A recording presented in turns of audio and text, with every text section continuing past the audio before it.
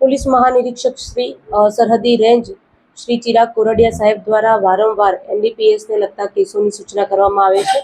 તે અંતર્ગત પશ્ચિમ કચ્છ જિલ્લાના પોલીસ અધિક્ષક શ્રી રિસ્પેક્ટેડ વિકાસ સુંડા સાહેબ દ્વારા કોમ્બિંગનું આયોજન કરવામાં આવેલ હતું. તે કોમ્બિંગ માટે ગઈકાલ રાત્રિએ તારીખ 23/7ના રોજ ભુજ શહેર એ ડિવિઝન, ભુજ શહેર બી ડિવિઝન, પશ્ચિમ કચ્છ જિલ્લાની લોકલ ક્રાઇમ બ્રાન્ચ તથા સ્પેશિયલ ઓપરેશન ગ્રુપ આ 4 ટીમો દ્વારા કોમ્બિંગનું આયોજન કરવામાં આવેલ હતા. આ ચારેય ટીમો જ્યારે કોમ્બિંગમાં હતા તે દરમિયાન જનતા ઘર પાસે એક નીલકંઠ ગેસ્ટ હાઉસ આવેલ છે. તે દરમિયાન હોટલ અને ઢાબાના ચેકિંગ તથા વ્હીકલ ચેકિંગ શરૂ હતા. તે દરમિયાન આ ગેસ્ટ હાઉસમાં 2 શંકાસ્પદ ઈસમો જેમની તપાસ કરતા તેમના કબજામાંથી માદક પદાર્થ હેરોઇન જે 96.5 કિલોગ્રામ જેટલું તથા તેની મૂળ કિંમત 19,30,000 જેટલી જણાઈ આવેલ છે. આ 2 ઈસમોને માદક પદાર્થ સાથે પકડી પાડી ત્યારબાદ તેની કાયદેસરની કાર્યવાહી હાથ ધરવામાં આવી છે.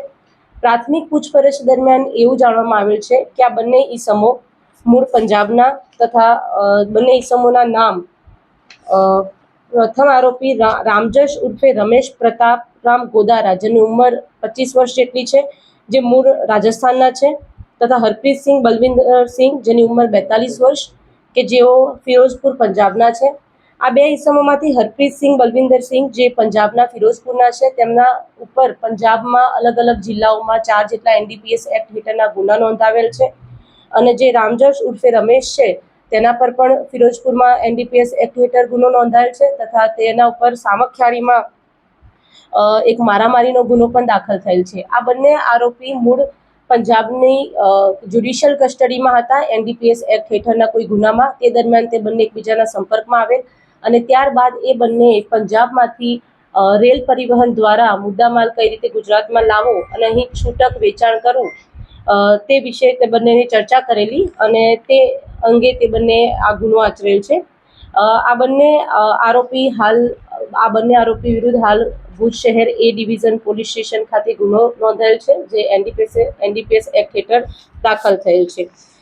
આ સિવાય પશ્ચિમ કચ્છ જિલ્લા પોલીસ દ્વારા છેલ્લા 3 મહિનામાં એનડીપીએસ એક્ટ હેઠળ અનેક ગુનાઓ નોંધવામાં આવેલ છે, જેની સંખ્યા કુલ 24 જેટલા ગુનાઓ, જેમાં 25 જેટલા આરોપીઓની અત્યાર સુધી ધરપકડ કરવામાં આવેલ છે અને જેની કિંમત આપણે જોઈએ તો આશરે 30 કરોડ જેટલો મુદ્દામાલ પશ્ચિમ કચ્છ જિલ્લા પોલીસ દ્વારા લાસ્ટ 3 મંથ્સમાં પકડવામાં આવેલ છે.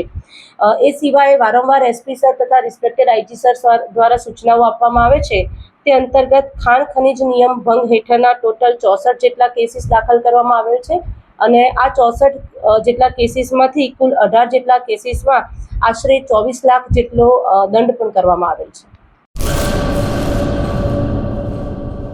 अपने करियर को दे एक नई उड़ान। गुजरात की एकमात्र विश्वसनीय यूनिवर्सिटी यानी Sankalchand Patel university Visnagar Gujarat. Admission open 2026। IBM, robotics, drone और AI इंटीग्रेटेड के साथ BTech, cloud and DevOps with IBM, BSc IT, animation, VFX, diploma, computer science, management studies, science, commerce और डिजाइन। 900 से भी ज्यादा बेड वाला अत्याधुनिक अस्पताल, ग्लोबल लेवल का स्पोर्ट्स कॉम्प्लेक्स और रिसर्च सेंटर की सुविधा, मॉडर्न लैब्स, एक्सपर्ट फैकल्टी और ग्लोबल कंपनियों में प्लेसमेंट के लिए विश्व स्तरीय विद्याधाम यानी Sankalchand Patel university Visnagar Gujarat. Better education for a better tomorrow. Admission के लिए आज ही संपर्क करें 9736362020।